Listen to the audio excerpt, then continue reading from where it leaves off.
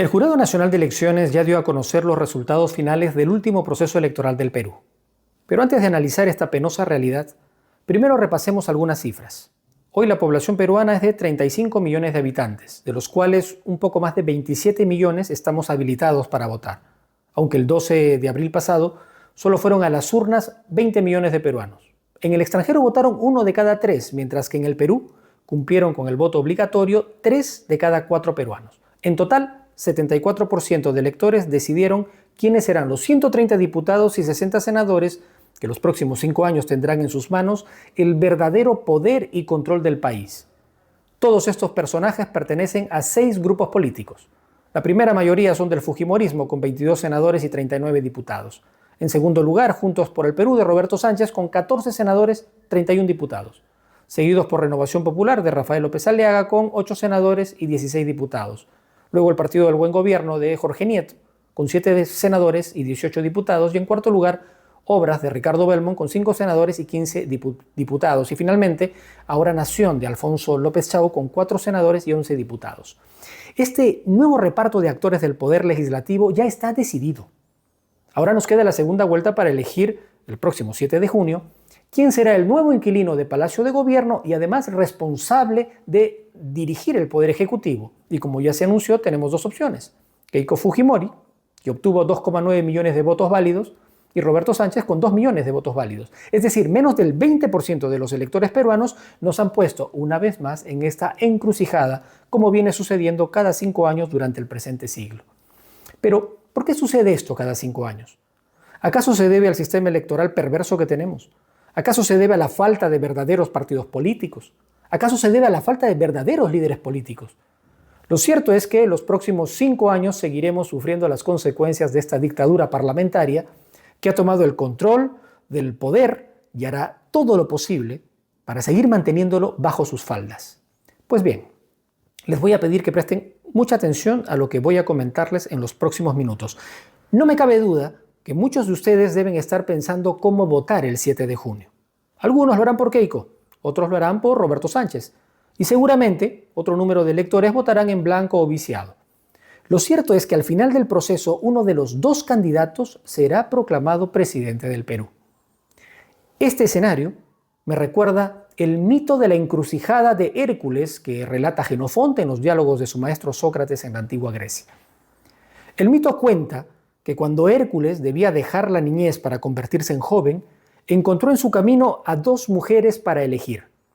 La primera representaba la comodidad, el placer, las riquezas y el triunfo sin sacrificios, mientras que la otra representaba la virtud, el deber y la lucha por el bien común.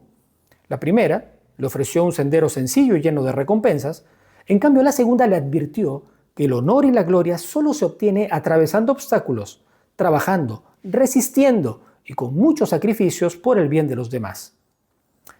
Ahora los peruanos atravesamos una encrucijada similar. Por un lado tenemos a quien representa la corrupción, la impunidad, el autoritarismo, el pacto mafioso y la criminalidad.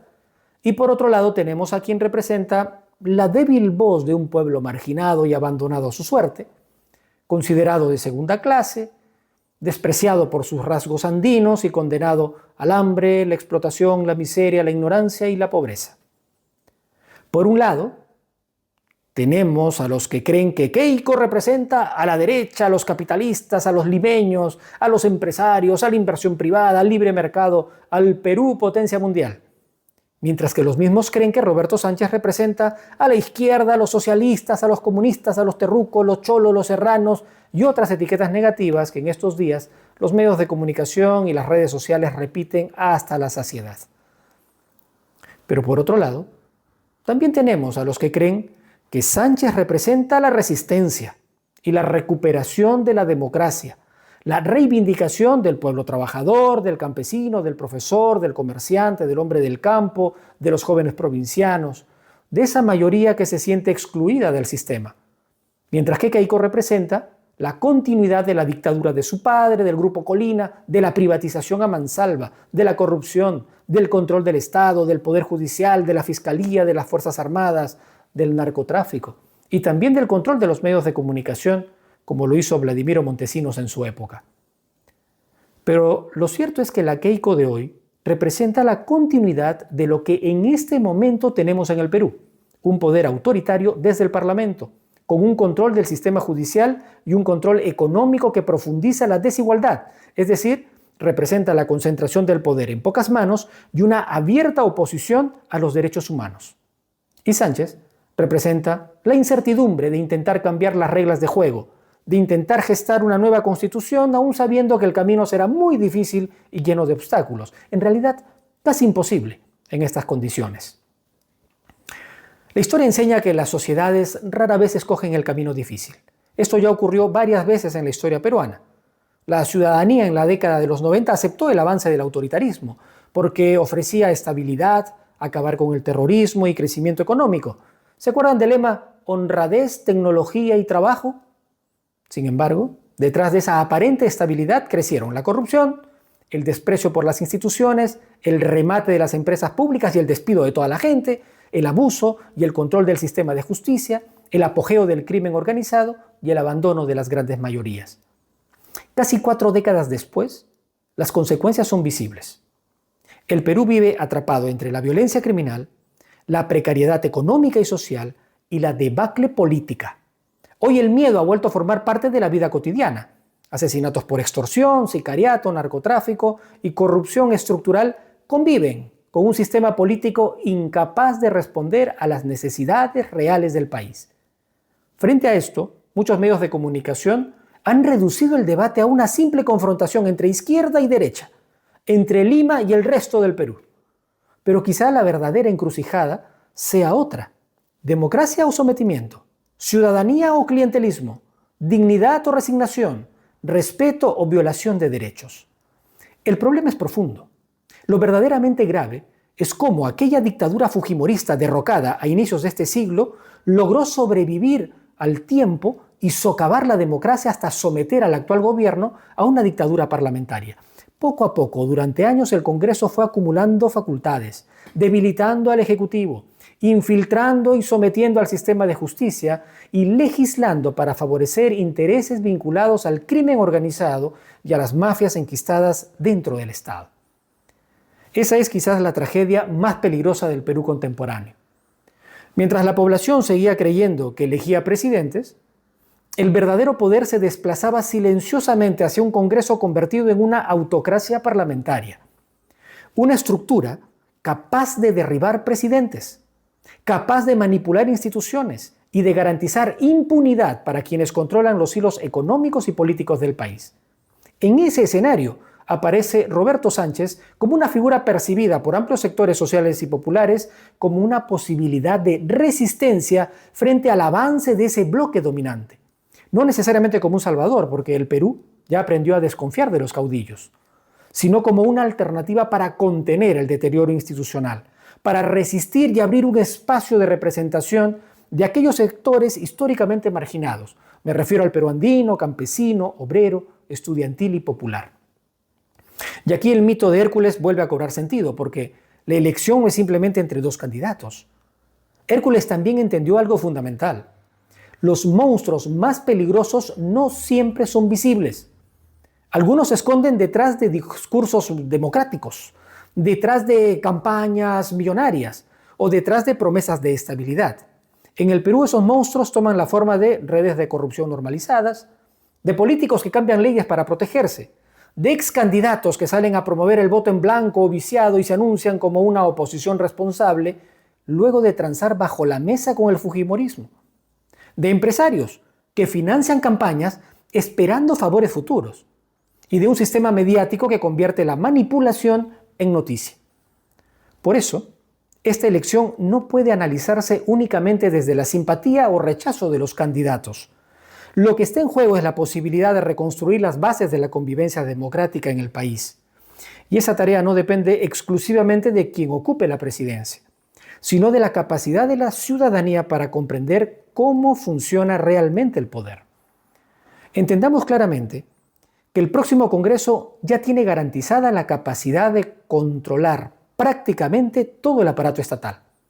Es evidente que el Partido del Buen Gobierno ya inclinó la balanza hacia la continuidad del pacto mafioso con el fujimorismo y Renovación Popular, para mantener el autoritarismo parlamentario. Estos tres partidos superan la mitad de diputados y senadores recientemente elegidos.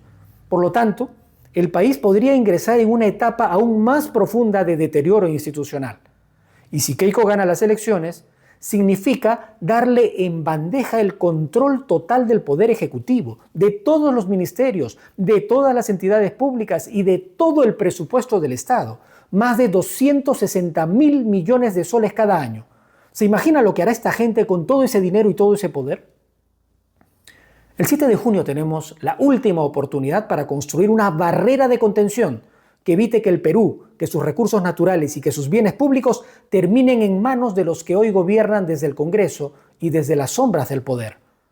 Para evitar el entreguismo total de un país que tiene tanto valor, pero casi siempre resulta saqueado por sus gobernantes de turno. Elegir a Roberto Sánchez es elegir la resistencia. Es elegir esa barrera de contención que necesitará del apoyo y la fuerza de los hombres y mujeres de a pie para sostenerse y no derrumbarse ante los embates que dará el Congreso desde el mismo 28 de julio de este año cuando asume el cargo.